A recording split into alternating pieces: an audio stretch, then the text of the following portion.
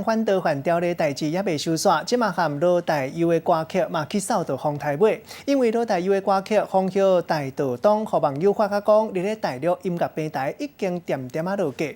这个月15号，罗大佑伫咧小巨蛋开演唱会，唱煞风向大道东了后，雄雄讲到倒反调咧。伊讲因为想到急要过，敢若是去讲到中国大陆敏感的话题，伫咧大陆放送平台 QQ 音乐，也有酷狗音乐，拢已经甲歌曲禁播。 但是流星后，你依然能呼吸。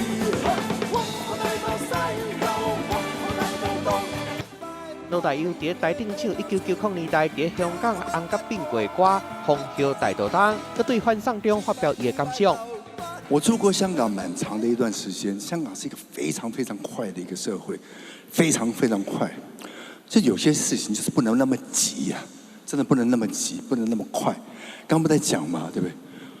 我们的活过的生命，就是我们自己生命里面最大的资产。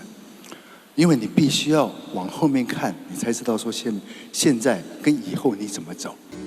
15号伫演唱会顶的这段话，敢若互中国真无欢喜，因为有网友发现，伫中国的音乐网络平台，像讲 QQ 音乐、网易云音乐、酷狗音乐、甲虾米音乐、风萧大道东全部拢无去啊。